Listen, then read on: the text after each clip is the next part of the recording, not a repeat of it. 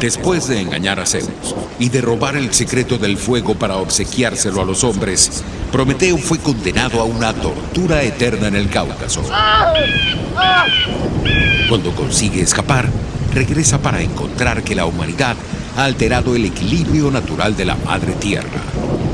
El gran protector de la civilización decide entonces establecer un lugar donde estudiar el problema y así llevar una solución a tiempo. Este es el Conuco de Prometeo.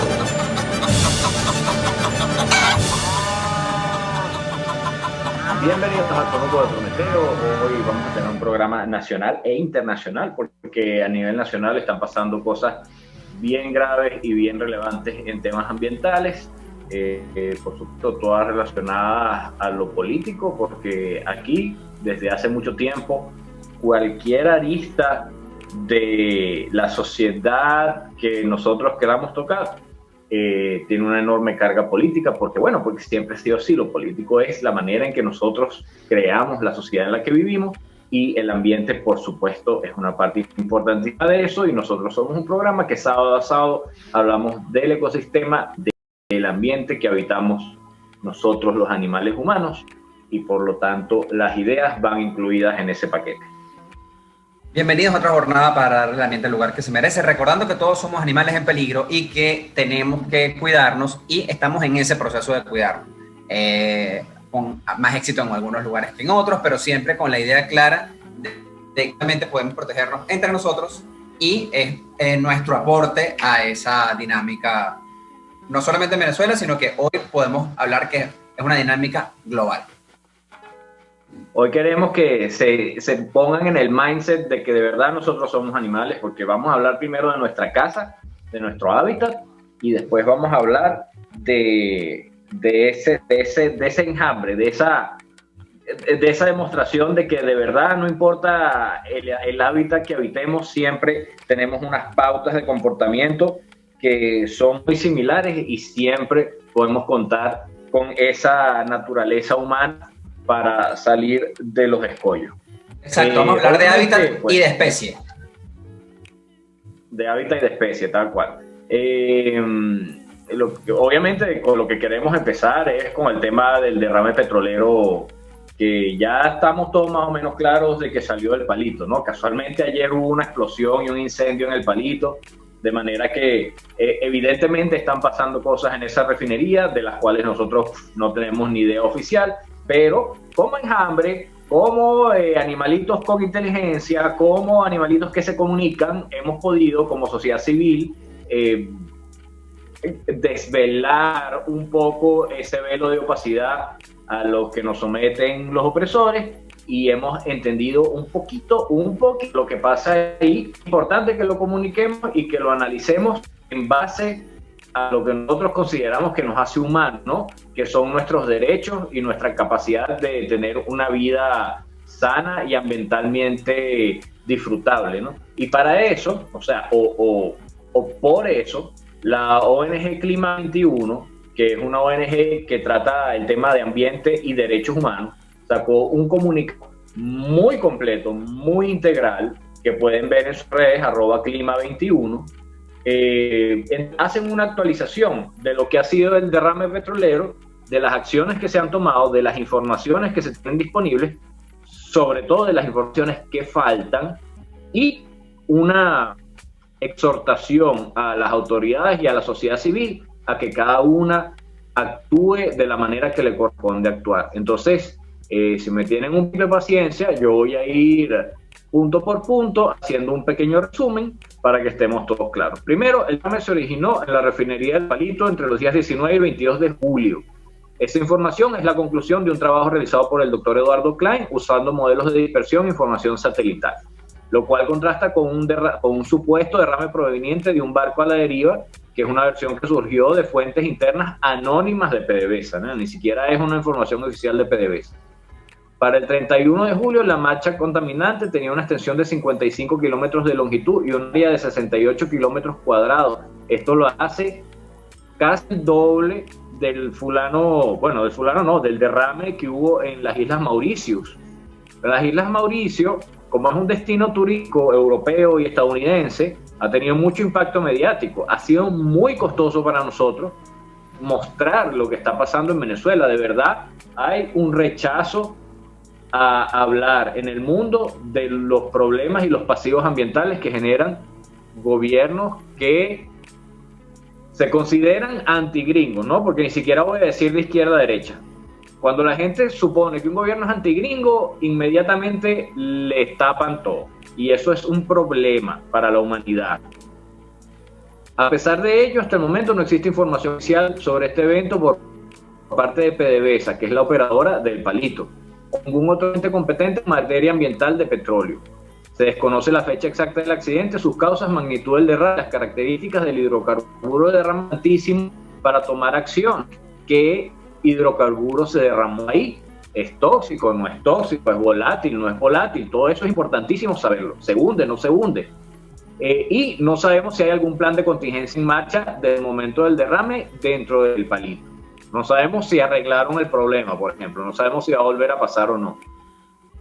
Apenas en los primeros días de agosto, las organizaciones de la sociedad civil que actúan en la zona, y miren lo importante que es tener organizaciones de la sociedad civil en todas partes, y organizaciones científicas comenzaron a estar sobre la presencia de una gran mancha de hidrocarburos que está afectando la costa de los estados Carabobo y Falcón, zonas de Boca de Aroa y Tucacas. Una zona muy diversa, muy importante. Ese litoral arenoso es fundamento mucho de ecosistema a nivel alimenticio. La situación fue reconocida públicamente por el Ministerio de Ecosocialismo el 4, casi medio mes después de que ocurrió la cuestión. Para esta fecha ya varios medios de comunicación habían publicado las denuncias realizadas por la sociedad civil, por los pobladores locales que obviamente se preocupan mucho porque viven de la pesca y del poco turismo que esperaban recibir después de que pasara la pandemia, ¿no? Ahora se pueden ir olvidando de eso. Estas son catástrofes que tienen un profundísimo impacto sobre las comunidades locales, tanto de animales y plantas como de humanos. Según la información disponible en prensa, esta semana se iniciaron acciones dirigidas a recoger los restos de los hidrocarburos que llegaron a las playas. Supuestamente, estas labores contarían con un número alto de personas participantes. El comunicado del Ministerio del Ecosocialismo dice que ahí participaron el Ministerio Popular de Petróleo, PDVSA, Gobernación de Falcón, Imparque, SEBIN, Guardia Nacional y Guardacosta. Pero las ONG que trabajan en la zona anunciaron que las labores de limpieza habían sido realizadas por milicianos y voluntarios del gremio hotelero y posadero del estado Falcón, así como residentes de la zona. Hay una incongruencia ahí. Por otra parte, en ninguna de las informaciones oficiales se reconoce la acción de las organizaciones de la sociedad civil. En este derrame, aparte del derrame, hay un problema de invisibilización de la sociedad civil, de sus denuncias y de sus acciones, por parte, obviamente, de quien manda. En las fotos publicadas en redes sociales oficiales, reproducidas en los medios de comunicación, se vieron recogiendo arena manchada con hidrocarburos. Y en ninguno de los casos, y estas son las oficiales, en ninguno de los casos se puede distinguir que se estén usando trajes o equipos de protección adecuados para este trabajo. De la misma manera que el personal de los hospitales no tiene equipos adecuados para protegerse del coronavirus. Tampoco se hace mención de la cantidad de contaminantes recogida, de la forma en que se va a realizar la disposición final, y porque muchos de estos son desechos tóxicos, entonces ¿cómo se van a disponer? Todo es importante, todo eso lo tiene que hacer una dirección de ambiente de una petrolera. Según la información oficial, también recogieron muestras de agua y arena contaminada. El respectivo análisis, hasta ahora no se tiene ningún resultado de fulanos extraños. El día 4 de agosto, el Ministerio de Ecosocialismo informó que las investigaciones sobre el caso se encuentran en manos de los cuerpos de seguridad, Ministerio Público y Ministerio del Petróleo. Hasta el momento no hay ninguna información sobre cómo ha avanzado esa investigación. Al menos, ni siquiera de si existe, ¿no? Al menos desde el fin de semana del 8 y 9 de agosto, el derrame comenzó a afectar las zonas de los manglares en el Parque Nacional Morrocoy. El 8 de agosto, el viceministro de Socialismo, Josué Lorca, realizó las declaraciones de que luego de 8 días de intenso saneamiento, podemos decir que el 90% de las costas del Parque Nacional Morrocoy y Golfo están saneados. No existe ninguna manera de verificar ese número, ni qué significa eso, 90% de las costas, ¿eso qué significa? Que pasaron por el 90% de las costas, que las limpiaron, que ya están reactivados, que qué pasó ahí.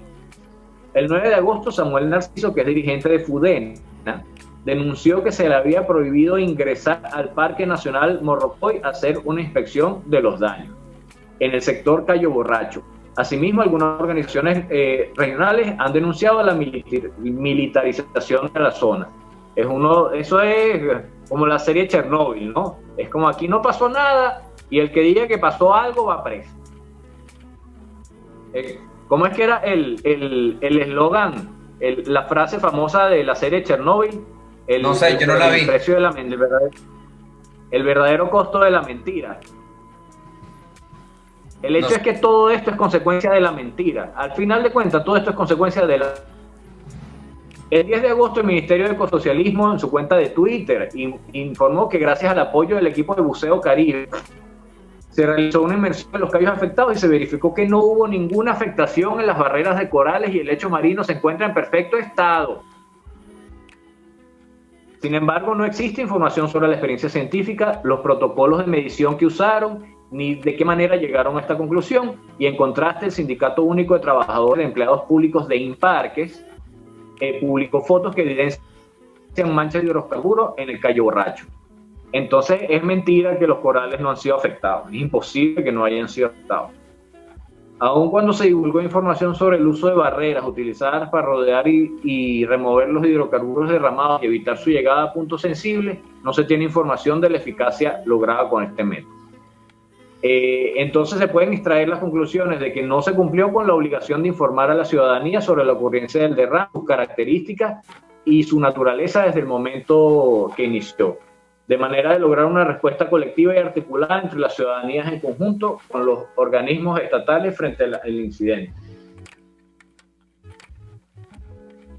Esta omisión dificulta alcanzar un protocolo y proteger las vidas humanas, minimizar los impactos ambientales y defender los derechos de todas las personas involucradas. Tampoco hay un plan de contingencia implementado desde el inicio del evento. Asimismo, las actividades como respuesta siniestro parecen estar más dirigidas a crear la ilusión de que se está actuando más que efectivamente mitigar y corregir los daños que el derrame está causando.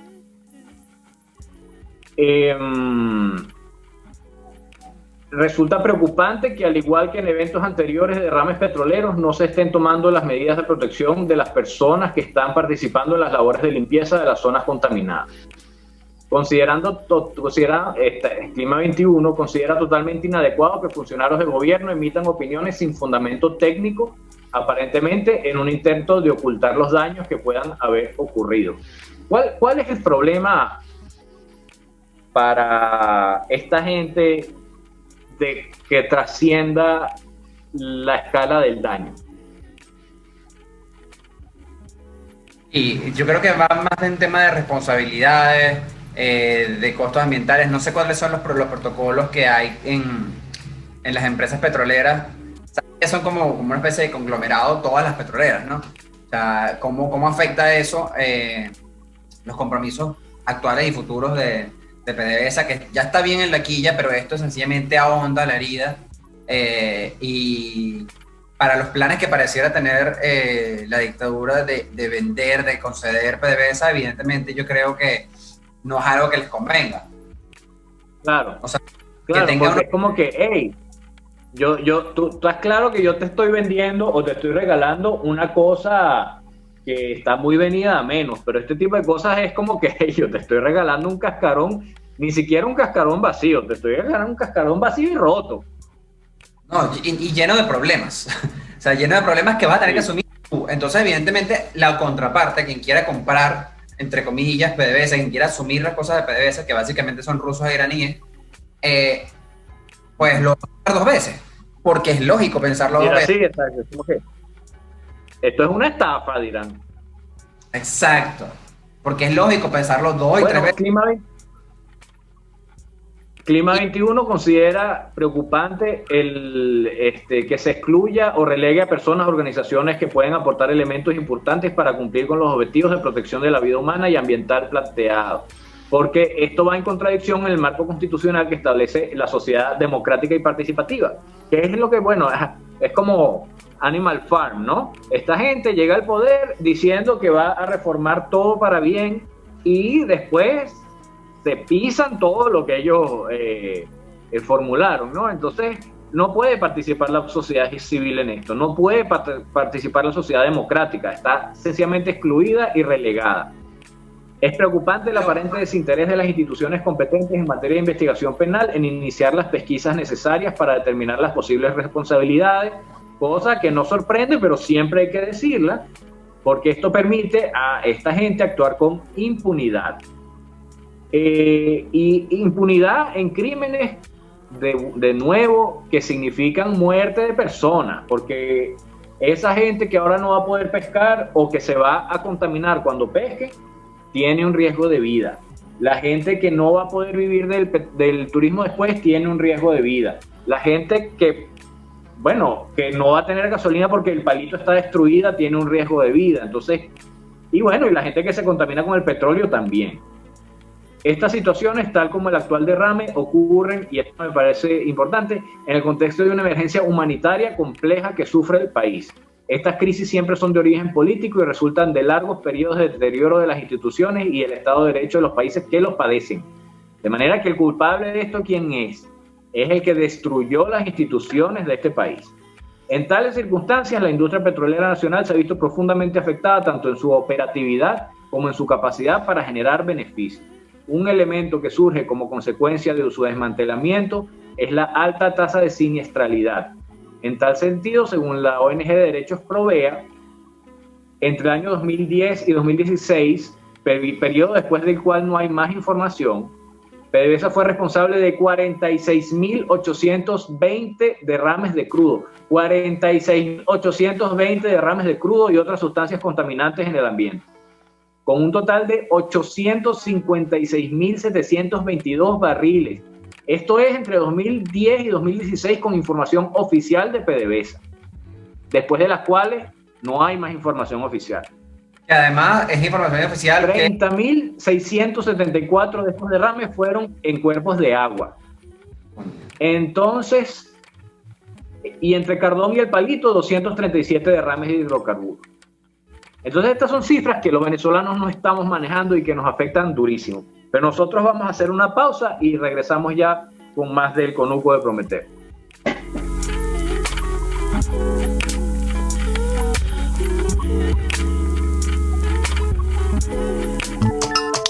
Les estamos presentando El Conuco de Prometeo por RCR 750 AM.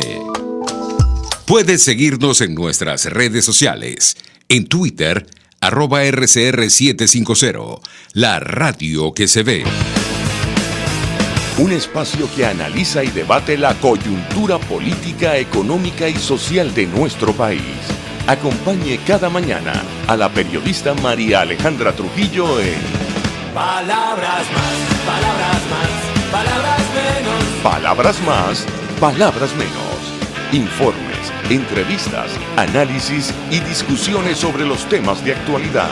Es lo que más te puedo dar, es lo de siempre. Palabras más, palabras menos. De lunes a viernes, de 7 a 8 de la mañana, por RCR 750 AM. Palabras más, palabras más, palabras menos. Pluralidad contigo. Respeto contigo. Responsabilidad contigo. Libertad contigo. Estamos contigo y punto. De lunes a viernes a la 1 de la tarde. Contigo. Solo por RCR 750 AM. Porque lo bueno une. Usted escucha El Conuco de Prometeo con Carlos Peláez y Gabo Domínguez. Solo por RCR 750 AM. Voy. Bienvenidos de vuelta al Conuco de Prometeo. Estamos hablando ahorita del derrame petrolero y por ahí me recordaron la cita esta que yo estaba buscando de Chernóbil, que cada mentira que decimos es una deuda que tenemos con la verdad y eventualmente nos las van a cobrar.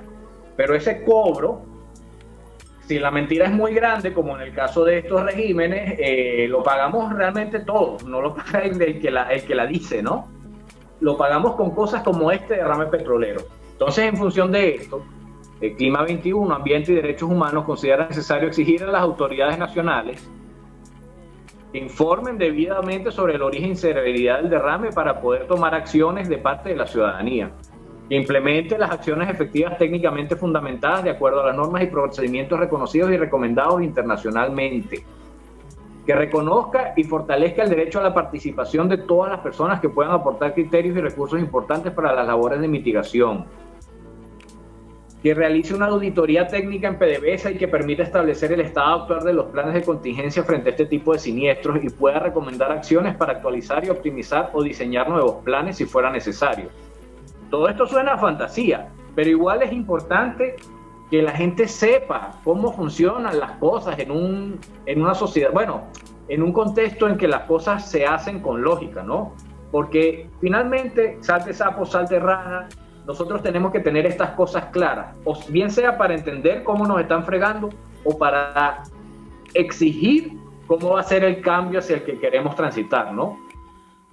Entonces, que se inicie lo antes posible una investigación administrativa y penal que establezca las responsabilidades que puedan existir en este caso y las reparaciones necesarias, y que se cumpla con la obligación de proteger los derechos humanos de las comunidades locales frente a los impactos tanto ambientales como a la salud y a la economía que pueda generar este evento, que además llega en crisis humanitaria compleja y en pandemia. A las organizaciones de la sociedad civil, a los gremios profesionales, los exhorto a tener su acción de contraloría social y de exigencia a las autoridades de cumplir con sus obligaciones legales en materia ambiental y de derechos humanos. Fíjense qué importante es que nosotros tengamos organizaciones de la sociedad civil haciendo este trabajo. Nosotros tenemos que organizarnos todos, en todas partes, en toda Venezuela. Voy a hablar de eso un poquito más adelante, el tema del enjambre. Apoyar a toda acción dirigida a investigar las responsabilidades penales, emprender, si fuese necesario, acciones de organismos internacionales para denunciar las situaciones que están ocurriendo en el país, establecer procesos de seguimiento y documentación de estas situaciones de tal manera de comprender las tendencias y situaciones que pueden aumentar los riesgos y promover los diferentes actores de la sociedad. Y a la ciudadanía le exigen, o sea, le piden seguir apoyando las acciones de las organizaciones de la sociedad civil e infrar a las acciones que estas están realizando de tal manera de lograr un mayor impacto en su acción.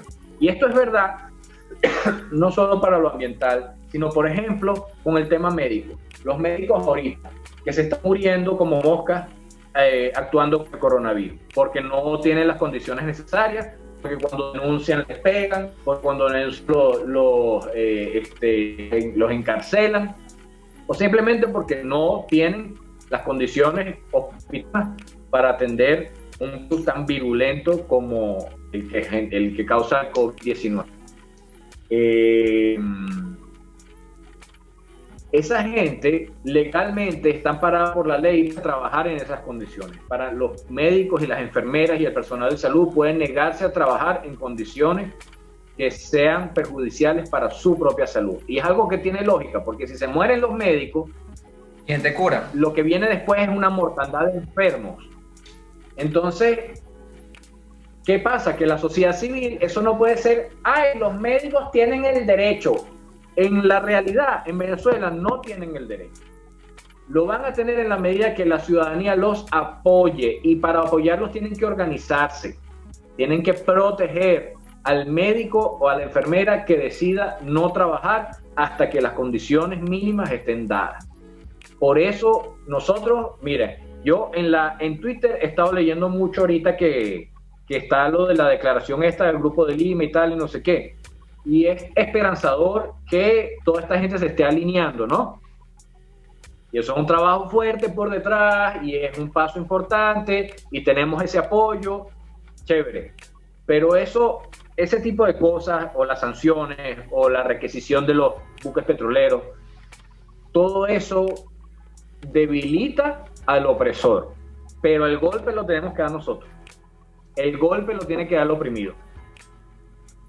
Sí, sobre... el knockout lo tiene que dar el oprimido. Nos los están debilitando. Pero y eso se tiene que hacer en todo. Si no nos organizamos. Eso se tiene que hacer en todos los niveles, es decir, no solamente la movilización, porque ahorita la movilización está limitada por un tema absolutamente sanitario, lógico además, sino también en la denuncia. Es parte de lo que yo he observado en los últimos días de los actores de la sociedad civil. Y tenemos que entender a la sociedad civil con todo lo que no es Estado.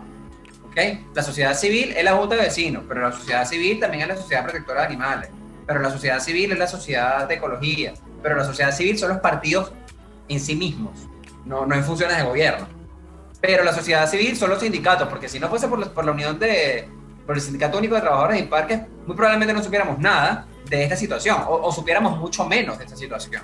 Entonces es importante que entendamos que tenemos que ser parte activa de la sociedad civil, y sociedad civil no es nada más estar en tu casa y opinar. Sociedad civil es sociedad civil en la medida en que se organiza y en la medida de que actúa conjuntamente en esa organización. Entonces, ahí es otro que yo veo importantísimo y que quiero mencionar precisamente para avanzar, es la irresponsabilidad y la infelicidad de Dante Rivas mandando deforestar en una isla como Margarita, que no tiene casi vegetación, que es una isla bastante árida, de hecho. Sí, son dos. No, Dante Rivas puso fíjate, dos cosas que yo vi en Twitter esta semana, ¿no? Y que tienen que ver con el tema de organizarnos como sociedad civil, porque esa parte de organización empieza por organizar tus ideas y tu cerebro para entender lo que te está pasando, ¿no? Dante Rivas dice que, bueno, guarda su cocinita para hacer la pasta, pero las otras cosas en la cocina leña, como si eso fuera cualquier cosa, como si la leña no generara humos tóxicos, como si todo el mundo en su apartamento pudiera cocinar a leña.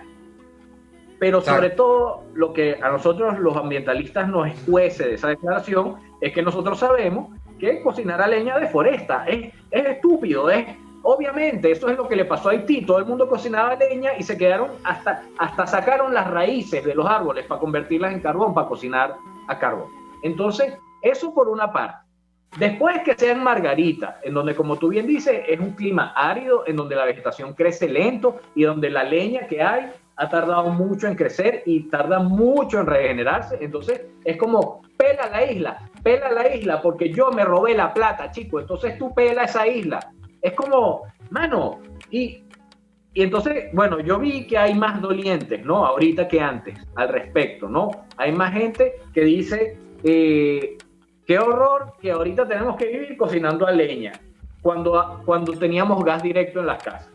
Eso por una parte, pero también hay gente que dice, qué horror que nos están mandando a pelar nuestra isla, porque yo sé que yo voy a tener que vivir el turismo cuando esto se acabe. Entonces, ¿qué le voy a mostrar? Miren este poco de tierra, qué bello. No, eso no va a pasar.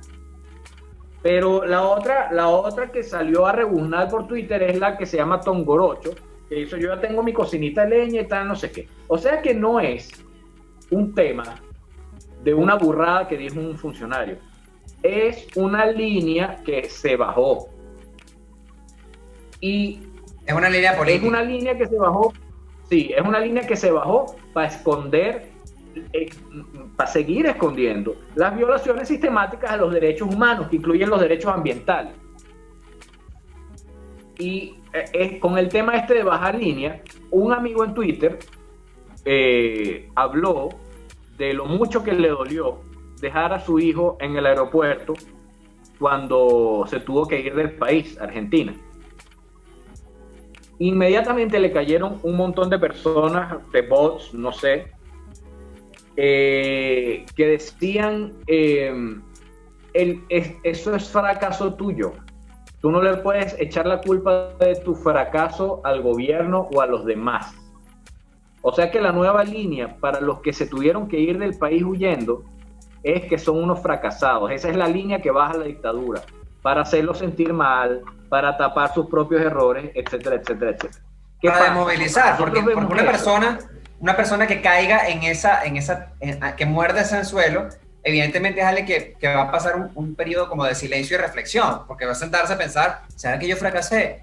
Y eso es silenciar a la gente desde otro lado, no con la censura, sino de hacer un jiu-jitsu ahí. Y es importante que no, eso no es culpa de nosotros. Esto es culpa de una dictadura que se dedicó a dañar a la gente. Fin. es lo de organizar las ideas, es entender que eso no es una persona que de verdad piensa que el otro es un fracasado y te pone ahí su opinión, como que yo creo, chamo, que lo que pasa es que tú fracasas. No, eso es una línea de propaganda y hay que entenderlo así. Y la propaganda no hay que tragársela, es parte de la organización. ¿Y cómo tú llegas ahí? Hablando con la gente, hablando, hey, me pasó esto, me dijeron esto, y alguien te va a decir, no, chamo, pero eso es lo que siempre pasa con las dictaduras, que bajan una línea de acoso y de atorrancia a las víctimas, para que las víctimas no hablen, para que las víctimas se sientan mal, para que las víctimas crean que es su culpa. Y eso es de lo primero que nosotros tenemos que deshacernos con organización. Y identificar. Construyendo. Sí. Y después de ahí para adelante, construir lo siguiente: construir las denuncias en los organismos internacionales, construir las organizaciones que monitorizan, construir una respuesta a lo que dicen esas organizaciones, porque como tú dijiste, que el sindicato de Imparques no ha denunciado más del derrame, ha denunciado la situación de los bomberos forestales, ha denunciado la situación de los parques nacionales, de sus guardaparques. Está constantemente denunciando y esas denuncias no son lo suficientemente amplificadas. Se quedan en la denuncia. Obviamente nadie espera que avancen dentro del Ministerio Público, bla, bla, bla, bla, bla, pero es que la gente no les da crédito. Entonces estamos a ese nivel de desorganización, al nivel de que no conocemos cuáles son las pocas organizaciones que están trabajando y no les estamos dando ni siquiera crédito. Eso hay que cambiarlo. Y eso tenemos que cambiar nosotros, y para eso es importante entender la naturaleza de lo que enfrentamos.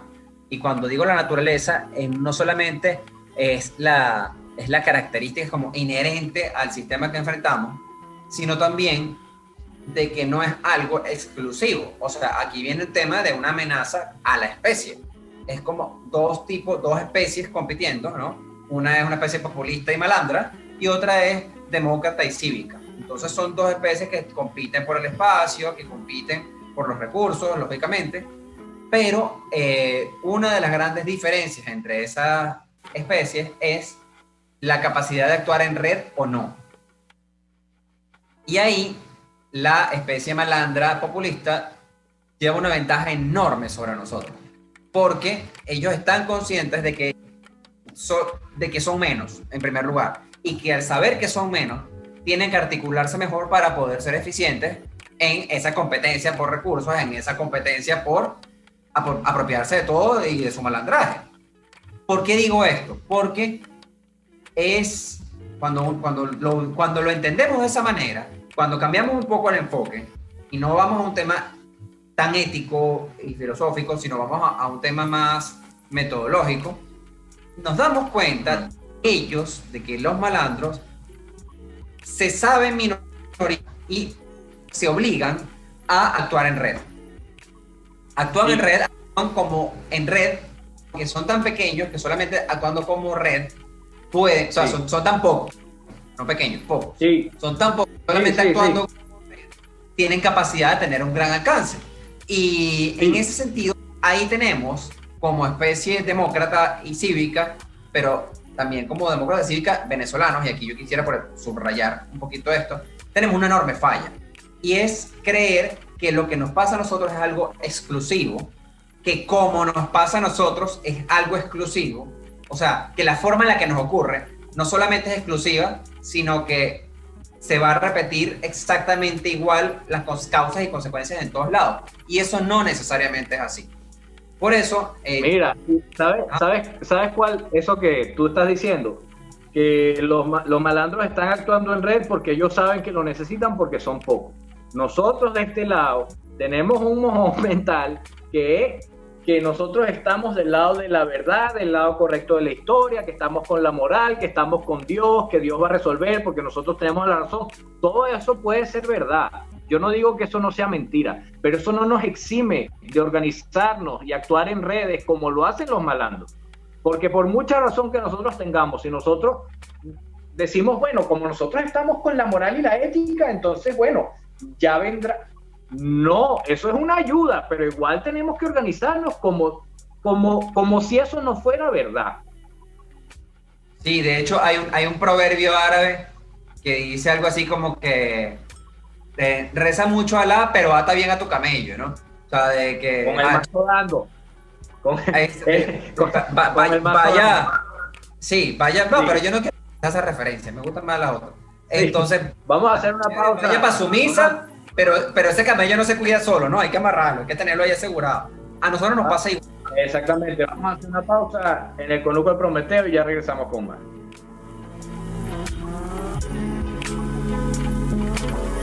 Mine is stamp collecting. Carlos Peláez y Gabo Domínguez en El Conuco de Prometeo, solo por RCR 750 AM. Puedes seguirnos en nuestras redes sociales, en Twitter, @RCR750, la radio que se ve. Llegó para tu negocio la distribuidora PlastiShop. Contamos con los mejores envases de plástico, cartón y aluminio al mayor. PlastiShop tiene para tu negocio cajas para pizzas y tortas de todos los tamaños, envases para sushi, soperos en Boplast, discos dorados y una gran variedad de platos plásticos y de cartón. Somos la distribuidora con más variedad del país. En PlastiShop tenemos las bolsas más resistentes del mercado. En PlastiShop pensamos en tu facilidad. Estamos ubicados en Chacao, en la avenida Cecilia Costa con calle Páez. Hacemos envíos en todo el país. Síguenos en Instagram, @PlastiShopVE. A mitad de tarde, disfrute de una amena tertulia, acompañada del análisis preciso del acontecer nacional e internacional. La Linterna, con Diego Bautista Urbaneta. Relájese al son de buena música, participe y forme parte de este espacio. La Linterna, de lunes a viernes, a partir de las 2 de la tarde, por RCR 750 AM. El doctor José Eduardo Troconis y sus especialistas invitados le ayudarán a obtener cada semana el secreto para mejorar su calidad de vida en RCR Salud. Usted podrá comprobar la veracidad de las tradicionales técnicas y últimas tendencias que se divulgan acerca de la salud y la medicina en nuestra sociedad. Hay mucho más dedicación y hay mucho más experiencia. Tenemos las herramientas. RCR Salud, todos los domingos, a partir de las 10 de la mañana, por RCR 750 AM. RCR 750 AM, porque lo bueno une.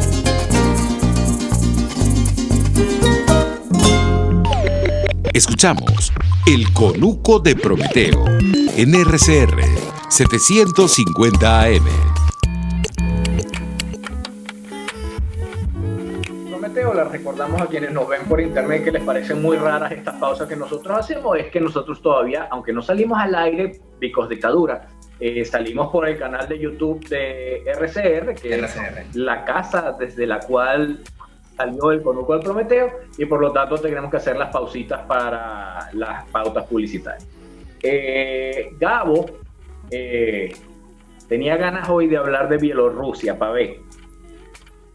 Sí, en primer lugar, porque si han visto algo de noticias se han dado cuenta que hay protestas en Bielorrusia por unas elecciones. Pero hay algo que yo me he puesto mucho a indagar información al respecto, y es lo primero, que Bielorrusia nos resulta supremamente ajena al mundo hispanoparlante. Incluso al mundo, yo diría, romance parlante, es decir, porque incluso los franceses no están muy conscientes de la existencia, de la realidad de Bielorrusia, les resulta bastante ajeno. Pero para el mundo sajón y eslavo, es decir, alemanes, checos, balcánicos, es algo muy presente. Y algo muy presente porque Bielorrusia es un país también eslavo y además es bastante grande en tamaño. Es un poquito más pequeño que Venezuela, no mucho, es un poquito más pequeño que Venezuela, o sea, para que se hagan una idea del tamaño. Pero nosotros, sencillamente Bielorrusia, lo entendemos como una especie de extensión de Rusia, y en efecto es así. De hecho, es un país que prácticamente nació medio por accidente. Nació después de la Primera Guerra Mundial, porque ellos eran como los rusos a los que Moscú no les paraba. que se sentían muy rusos y todo lo que quieras, pero que Moscú no les paraba. Entonces fue como que, bueno, dado que no nos para mucho, vamos a hacer nuestro propio país. Y eso pasó después de la Primera Guerra Mundial. Entonces, por eso, la relación bielorrusa con Moscú, culturalmente y políticamente, siempre ha sido muy cercana. Precisamente porque están como inmersos en esa cultura. Pero tienen unas características importantes, que es que cuando cayó el muro de Berlín, cuando hubo lo que llamaron la Revolución Cantada, que era la revolución de los países del Báltico, que son los que están al ladito de Noruega, Suecia, Finlandia y todos ellos, digamos que la élite que gobernaba en los países bálticos eran todos viejos, eran todos la vieja clase soviética, pero casualmente en Bielorrusia, un par de años antes de que ocurriera la caída del muro, había habido una renovación generacional. Entonces, quienes estaban en el poder cuando ocurre la caída del muro eran bastante jóvenes. Ojo, cuando digo bastante jóvenes, son personas menores de 35 años, ¿ok? Para que nos hagamos esta idea. Entonces ellos, precisamente por ser más jóvenes, tuvieron mayor capacidad de adaptarse a la situación y adaptar su sistema, que ya era, todos los países exsoviéticos, pues tenían un sistema soviético. Y en Bielorrusia fue igual. Bielorrusia era un país que ya venía con un sistema soviético, como pasó en los Bálticos, pero al ser una generación joven de malandros, de populistas, pues ellos lograron adaptarse muy rápido. En cambio, en el otro, como eran tan viejos, no lograron adaptarse, afortunadamente para la gente cívica y democrática, y esos países hoy en día son libres y tienen democracias liberales normales, pero en Bielorrusia no pasó eso. Entonces, los bielorrusos suelen ser más papistas que el Papa, ¿no? como por tradición. O sea, si en Rusia tienen una política, en Bielorrusia suele ser esa misma política más radicalmente. Al punto, y esto es importante para que entendamos bien al nivel de peo que se enfrenta la gente que está allá. Allá el sistema soviético nunca desapareció. Allá el sistema soviético continuó. El estado policial continuó.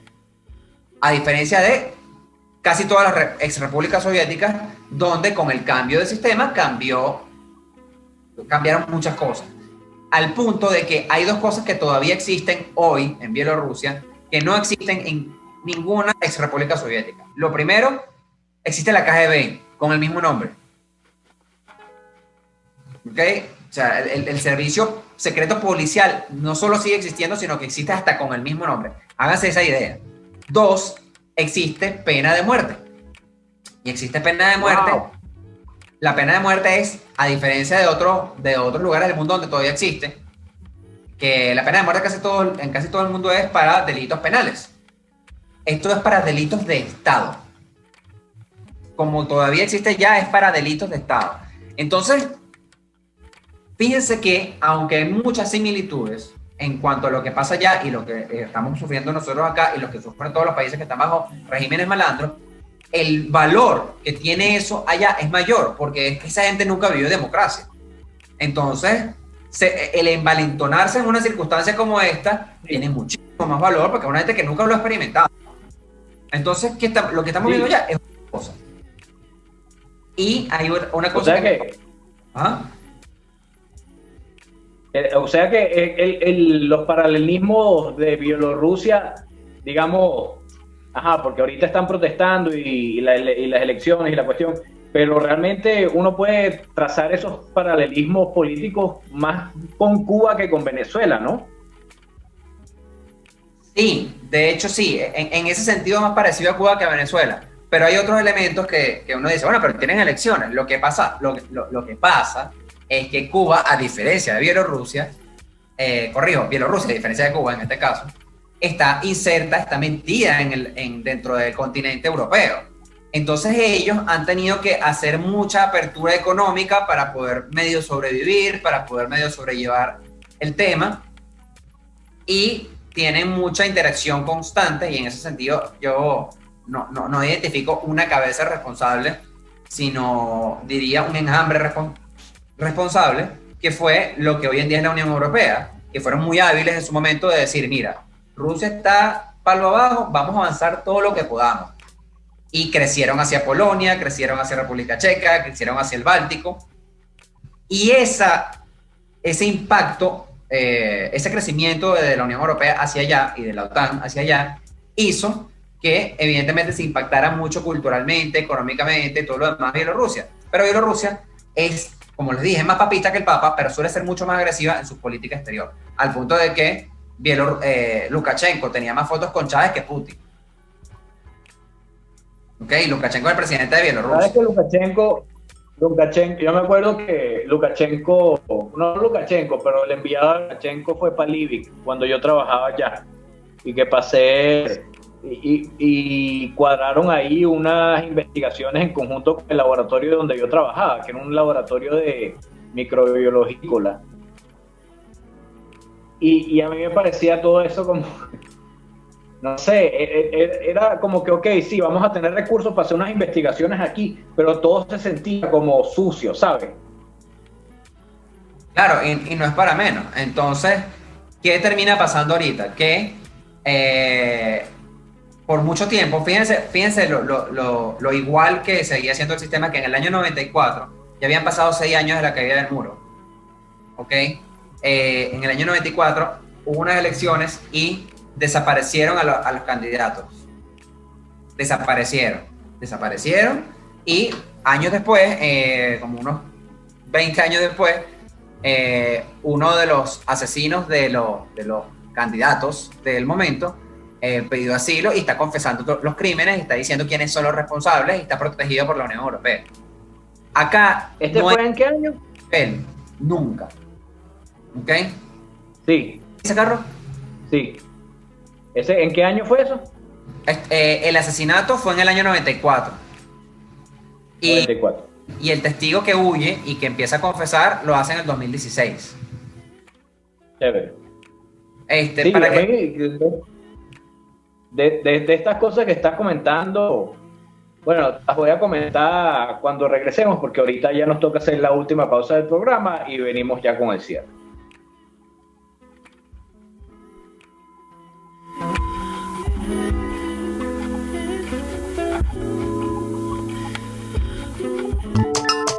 Les estamos presentando El Conuco de Prometeo por RCR 750 AM.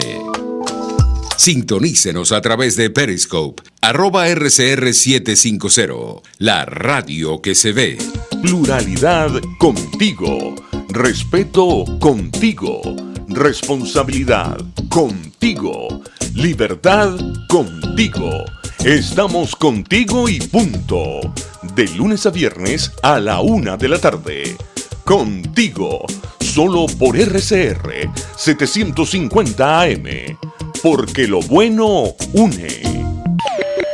Usted escucha El Conuco de Prometeo con Carlos Peláez y Gabo Domínguez. Solo por RCR 750 AM.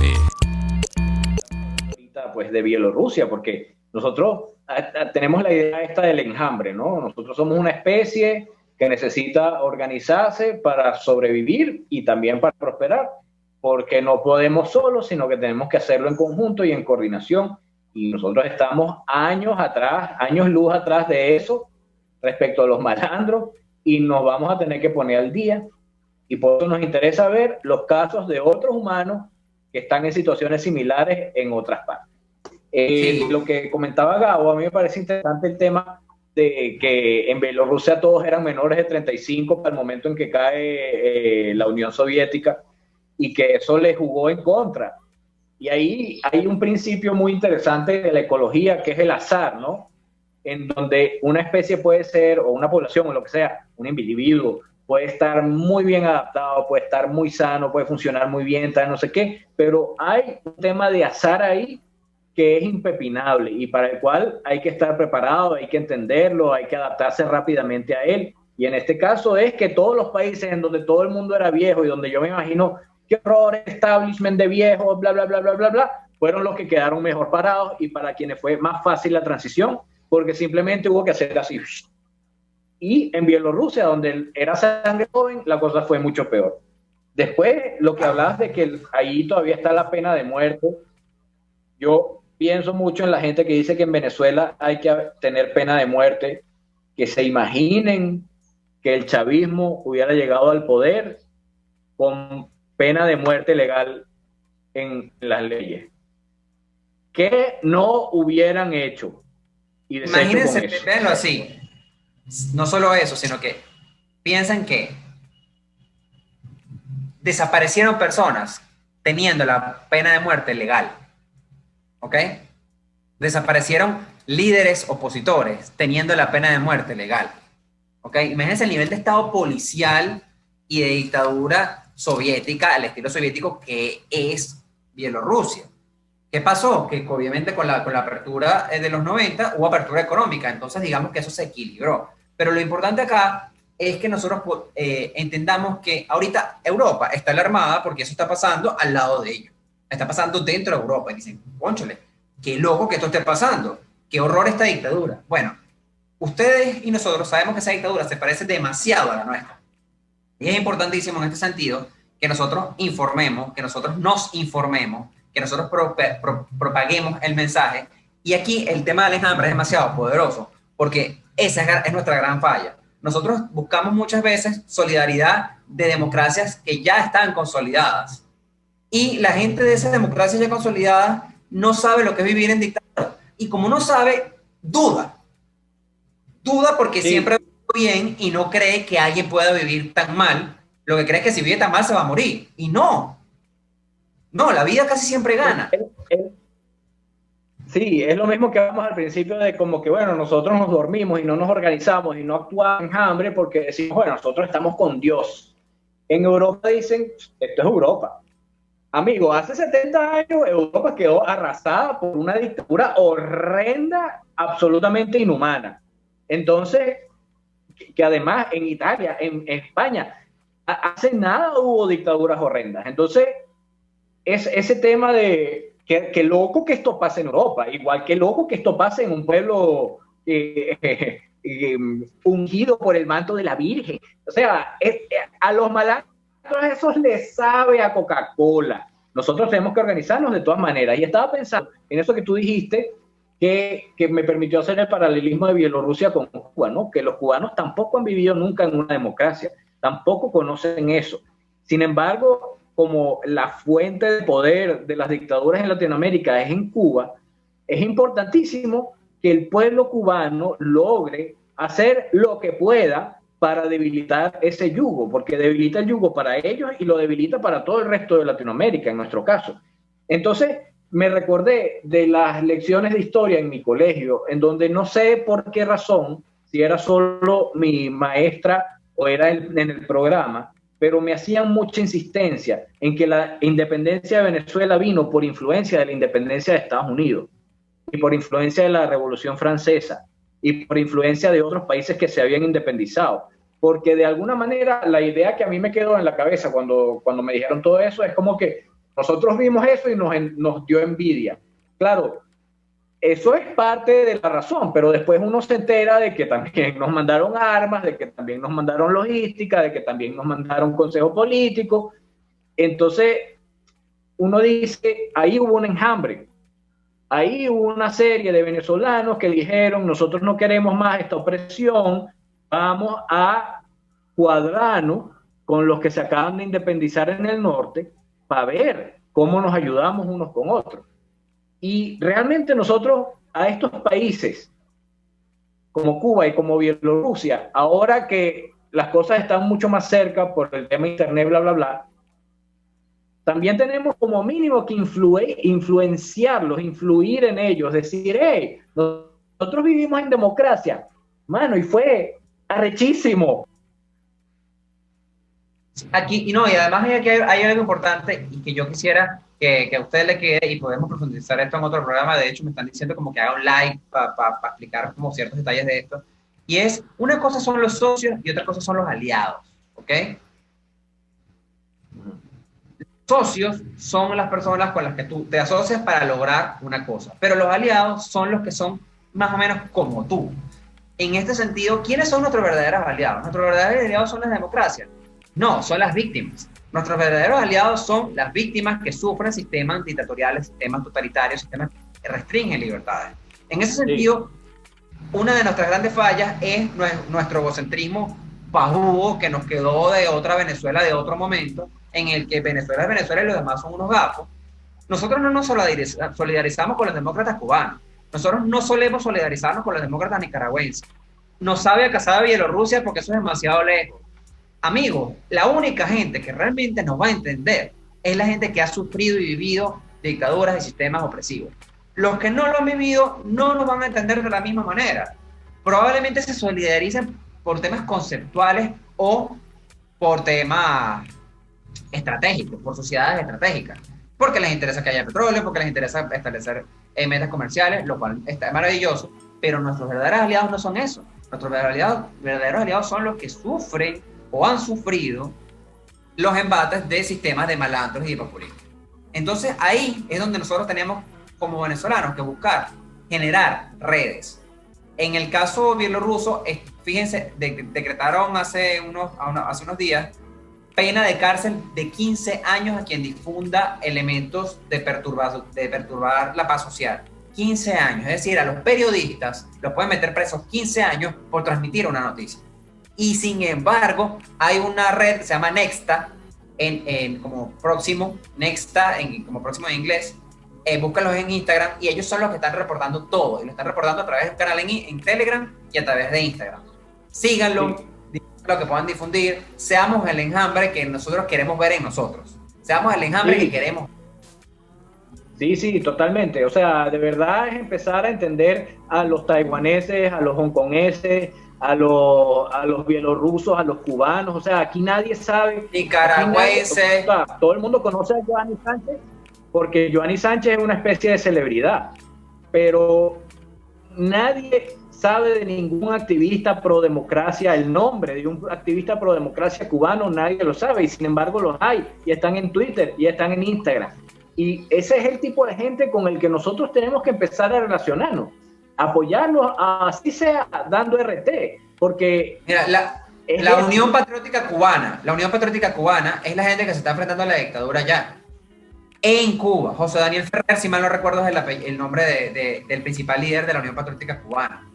A ese tipo le han metido presos los hijos, que son niños, se los llevan presos para que el tipo le baje dos a la protesta. Entonces tenemos que darnos cuenta que ese gente sí sufre como nosotros, y tenemos que ser solidarios en reproducir su mensaje, actuar como ellos.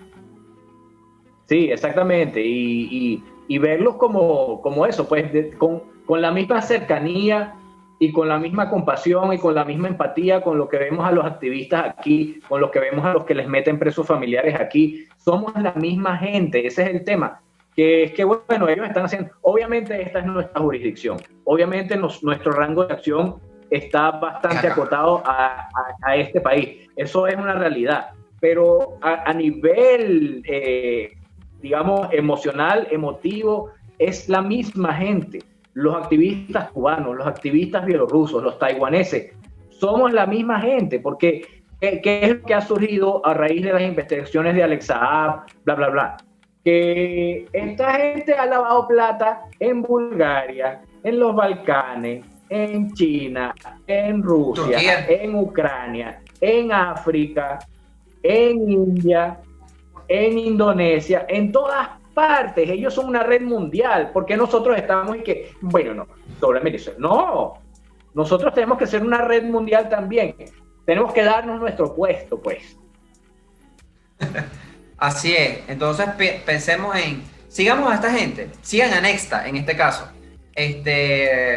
Nosotros vamos a compartir por el canal por el Twitter del Conuco, @PrometeoRCR, algunos videos para poder orientarnos un poco de qué va la situación bielorrusa. O sea, entender como que, ya, por aquí es la cosa. Y darnos cuenta de que es que nosotros no somos la tapa del frasco. No es que ellos se parecen a nosotros, al revés. Nosotros nos parecemos a ellos porque ellos nunca han vivido democracia. Y el sistema venezolano se está copiando de las formas dictatoriales de un estado policial a la soviética. Entonces, entendamos esto, actuemos en enjambre, comuniquémonos y hagamos ruido y la fuerza que tenemos que hacer, porque nadie lo puede hacer por nosotros. Sí. Y más allá de que nos parezcamos o no nos parezcamos, es que estamos en el mismo pozo. Eso es lo que hay que entender.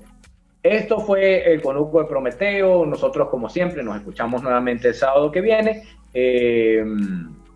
Gracias por estar ahí atentos y escuchándonos mientras hablamos. Se pueden comunicar con nosotros @PrometeoRCR, que es nuestro Twitter, y yo soy Carlos Peláez, @CapPeláez, y frente a mí está Gabo Domínguez, que es @GaboPisoDomínguez. Esto llega a ustedes gracias a una presentación de Spectabilis Shop en Instagram, @spectabilis.shop, en donde pueden conseguir un montón de cosas hermosas para regalar en cerámica, materos, platos, etcétera, etcétera. Bienvenidos al Conuco de Prometeo.